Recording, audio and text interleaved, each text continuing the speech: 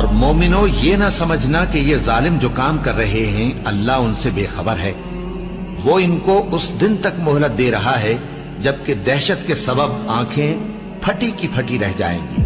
और लोग सर उठाए हुए मैदान क़यामत की तरफ दौड़ रहे होंगे। उनकी निगाहें खुद अपनी तरफ लौट न सकेंगी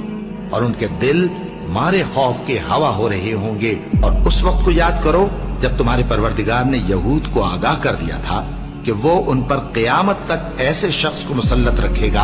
जो उनको बुरी बुरी तकलीफें देता रहे। बेशक तुम्हारा परवरदिगार जल्द अजाब करने वाला है